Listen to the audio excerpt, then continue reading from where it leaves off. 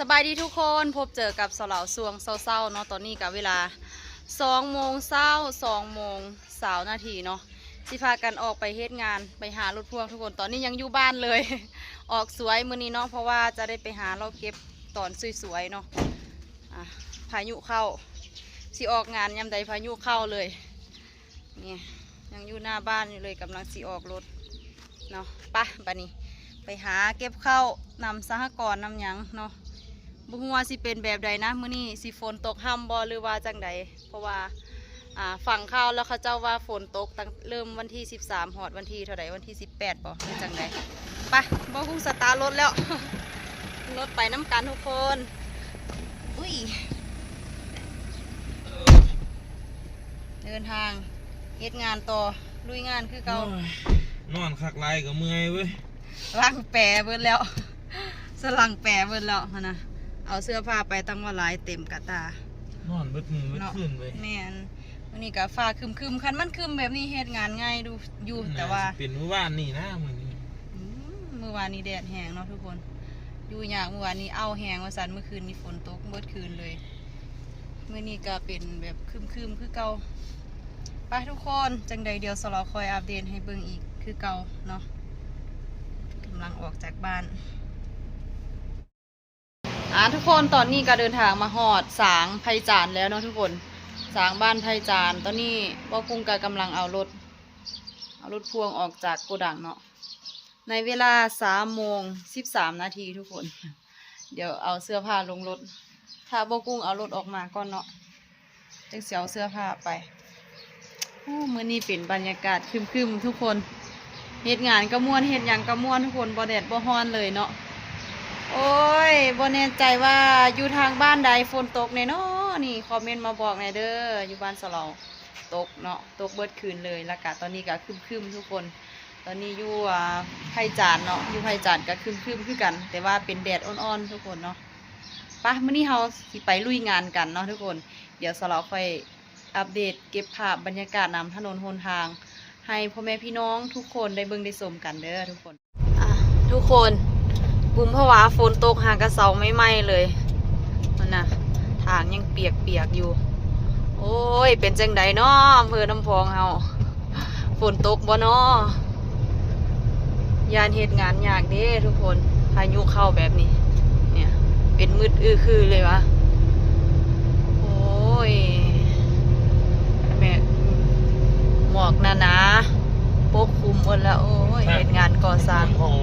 เนาะอังคุณบ่ทันแล้วไงโอ้สะพานเห็นแล้วไงบ่แน่ใจว่างานแข่งเหือกุมภาวะปีมื้อใดเนาะวันที่ใด อยากมาเบิ่งเด้บ่ทันได้มาเบิ่งจักเทื่ออยู่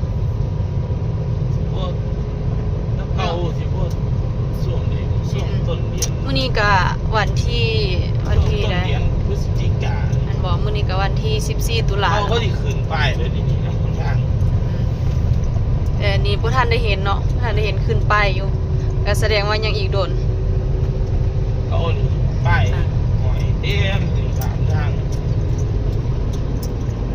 โอ้ลิงอยู่ไสนอนลิง นอนเว้นมั้งฝนตกปานนี้ลิงบ่เห็นจักโตเพราะว่าเมืองลิงตกอยู่ไสแล้วทุกคนคอยขี่ไปนี่ละฝนตกทางมืดโอ้เบิ่งนะฝนตกคักตกเนี่ย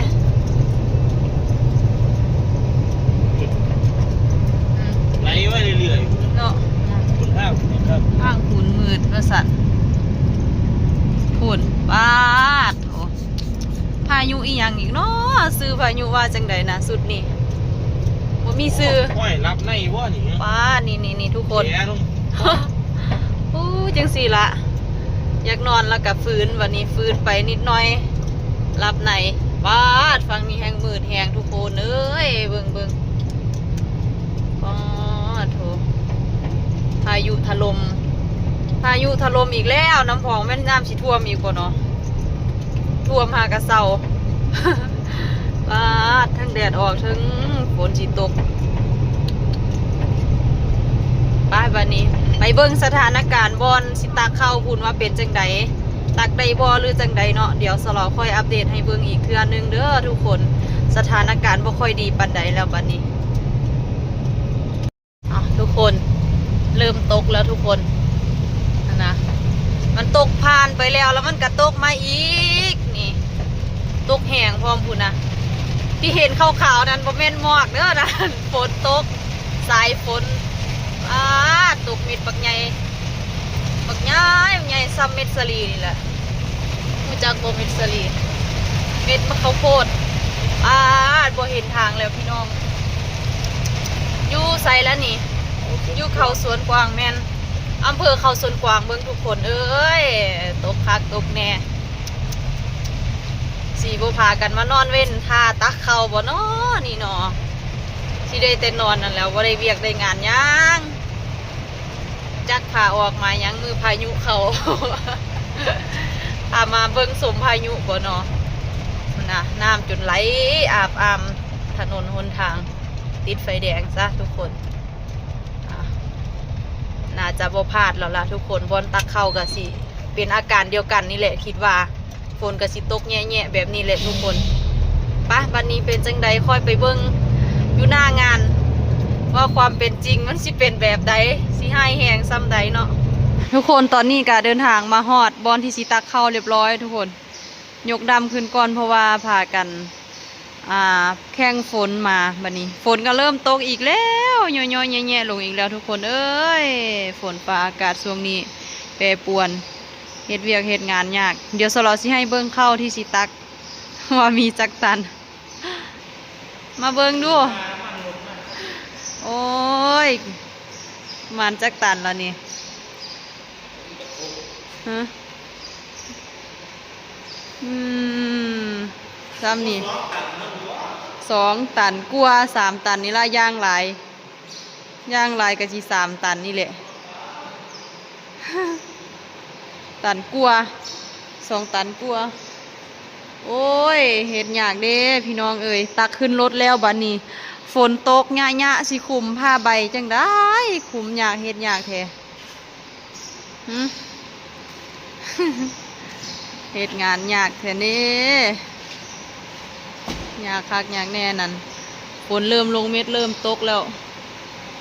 เฮ็ดจังใดให้เต็มรถบนละ2 ตันทุกคน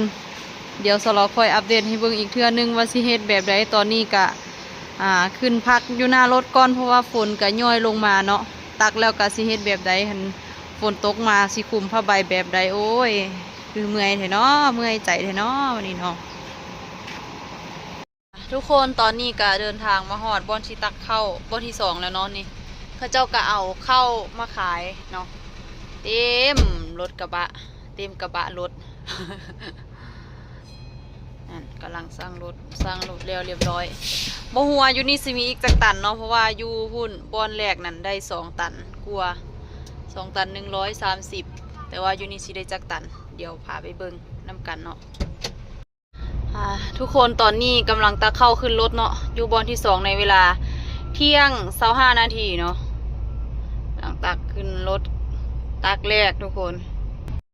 ทุกคนตอนนี้กะตักแล้วเรียบร้อยตัวแม่คุมผ้าใบแล้วกำลังจะคุมลูกทุกคนแต่ว่ากะน่าจะบ่พอน้ำหนักนะแต่ว่ากับบ่ทันได้ฮู้ว่าสิได้จักตันตอนนี้บ่กุ้งกะกำลังดึงผ้าใบไปคุมเนาะเพราะว่าฝนกะลงเม็ดแย่ๆทุกคนลุยนักสู้พันข้าวเหนียวประลองยุทธมื้อนี้ประลองยุทธว่าพลังยุทธสิเก่งกาจซ้ำใดทุกคนเดี๋ยวสลาวขอตัวไปหาคุมผ้าใบซอยเบากุ้งก่อนเด้อทุกคนมัดเสือข้างซอยกันเนาะแล้วไวกับฟ้าเมื่อไวเพราะว่าสิได้ไปอีกบอลนึงอยู่เนาะทุกคนสิได้ไปขายเนาะตอนนี้กะเที่ยง54 นาทีเนาะจะบ่ายโมงละไปละทุกคนตอนนี้กะตักแล้วเรียบร้อยเนาะทุกคนบอลที่2ได้25 ตัน300 กว่าเนาะทุกคนตอนนี้ก็ออกมาเติมน้ำมันอยู่ที่ปั๊มน้ำมันน้ำพองเนาะปตท.น้ำพองเนาะเติมแล้วเรียบร้อยทุกคน อ้ยฝนตกไปทางใดก็ยากจืนจื้อทุกคนเอ้ยบัดนี้ตักแล้วได้25ตันกะบ่พอน้ำหนักคือเก่าทุกคนเนาะเอามาเติมน้ำมันอยู่ปั๊มปตทน้ำพองนี่แหละ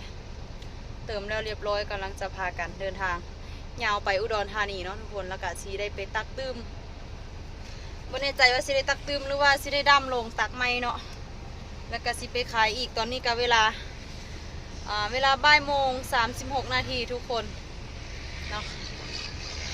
ป้าดอยู่ใส่ก็เห็นแต่น้ำจืดเบิ่งถนนหนทางเป็นตะมืนคือจะงันเอาน้ำมันมะกอกหรือว่าน้ำมันหมูน้ำมันพืชอีหยังราดใส่นี่เลยทุกคนเป็นเรือมองเป็นตะมืนแหงเนาะขับขี่รถกะระมัดระวังกันนะเด้อเนาะเพื่อไม่ให้เกิดอุบัติเหตุเนาะทุกคนปลอดภัยไว้ก่อนทุกคนไปละจังใดเดียวสเราค่อยอัปเดตให้เบิ่งอีกเทื่อนึงอยู่ที่สางเขาวงนุรักษ์อุ้มจานพูดเลยทุกคนเนาะว่าสิได้เฮ็ดจังใดเนาะกับหน้าที่การงาน ทุกคนตอนนี้ก็ตักตื้มเนาะทุกคนมาฮอดสางแล้วก็ตักตื้มตอนนี้ก็เดินทางออกมาแล้วไปขายจะพากันด้วนไปขายอยู่ที่อำเภอเพนเนาะทุกคนตอนนี้เวลาบ่าย3 โมง27นาทีทุกคนโอ้ยจังใดสิไปฮอดต้องเฝ้าแลนไปขายเดี๋ยวนี้ตักใส่ตื้ม ว่ามันสิได้ดำคันดำลงนี่สิบ่ทันก็เลยตักตื้มเนาะทุกคนมื้อนี้ก็ได้2 เที่ยวเนาะทุกคน2 เที่ยวอาจจะเลี้ยวค่ำเที่ยวที่2เนาะนั่นแหละเดี๋ยวสลอขอตัวลาทุกคนไปก่อนเด้อฝากกดไลค์กดแชร์เป็นกำลังใจให้กับทั้งสองสลอสะไพอีสานนำเนาะเอาไว้พบเจอกันในคลิปหน้าสบายดี